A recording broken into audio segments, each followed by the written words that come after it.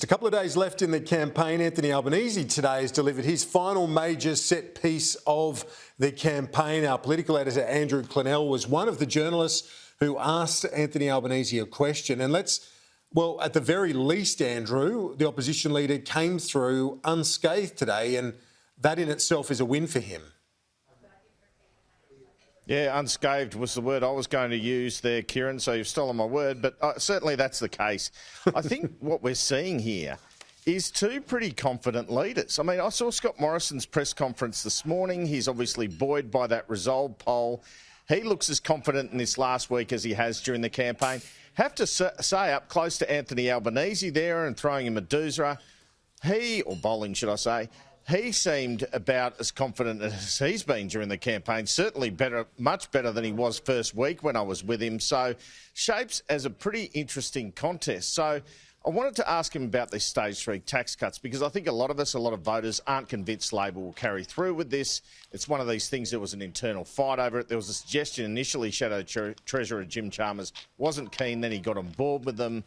It's not really your typical sort of Labor fare, giving people on more than 200 grand a tax cut. So there's a reason the Liberal Party is campaigning on Labor will raise taxes. I guess they did last time, or they proposed them last time. They're seen as having form on it. That's something that you can really feed into.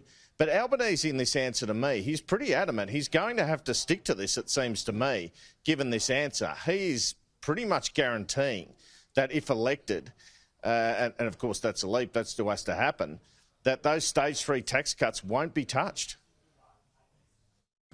Would the young man in the council flat approve of the man here endorsing stage 3 tax cuts, which give people on more than 200 grand a tax cut of 10 grand? Or would the young man in the council flat approve of a family on 500k getting a 26k childcare subsidy? Aren't you just endorsing this tax cuts policy to win the election? And won't you change your mind afterwards, blaming economic circumstances? Labor governments give people the opportunity to get ahead. I want businesses to be successful. I want people to have the certainty of knowing what their income will be, which is why I argued for, and Labor supported. We had amendments there, but once they were not successful, we voted for the legislation of the tax cuts, and we said clearly and explicitly we would keep those legislated tax cuts.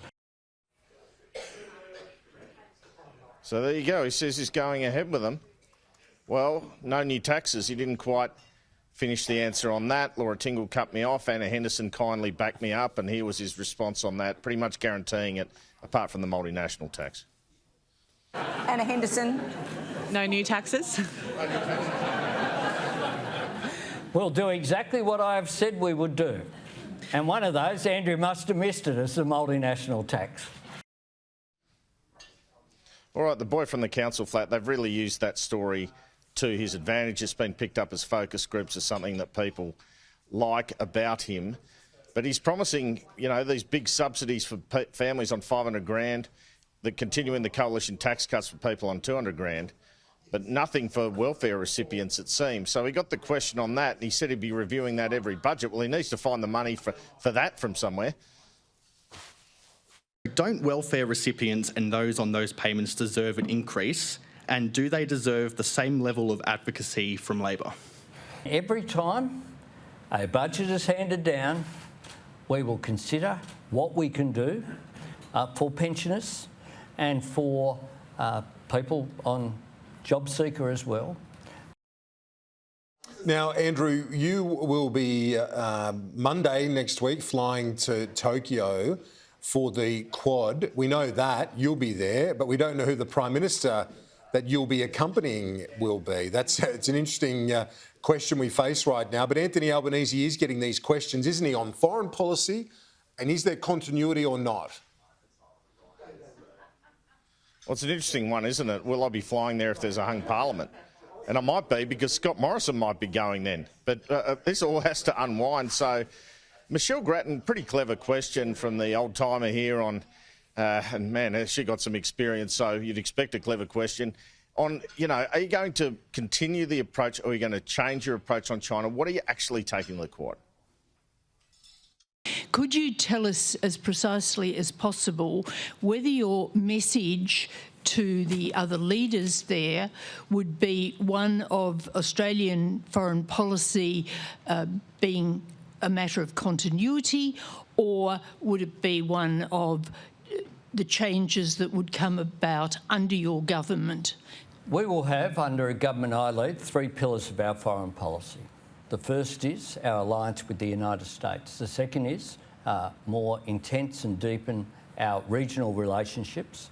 And the third is support for multilateral forums as well.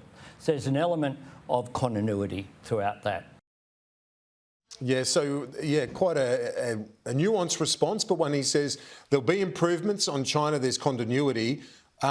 You described it as a confident performance. It certainly looked like that on the TV. I think his most assured effort of this campaign, and he was quick to reject the notion that he might in any way support the better off overall test, the removal of the boot or the better off overall test, which has been put forward by some industry groups. Yeah, as you'd expect, but I mean, you listen to this and you listen to what Scott Morrison said in this campaign, and you have to say once again, IR reform is dead in this country. And I guess the point about the better off overall test, the argument from employers is that if you remove that, you're more likely to be able to increase wages by just asking for different conditions. The union's argument is it's just about shafting employees, I guess, but he's raised the issue here in a sense, Anthony Albanese, because he's talked about an Accords type thing. Just like Bob Hawke in 1983 gathered the unions and business together in a summit. When there was high inflation, there was high unemployment, of course, very low unemployment now, but inflation's really rising and wages, as we saw today, aren't rising at the same pace. He's going to have a similar summit. So I think it was fair enough of Phil Curry from the Financial Review to ask this, well, are you going to look at some of these things the Coalition did? Because the Coalition had all these roundtables with the ACTU, Sally McManus and the business groups, and got absolutely nowhere.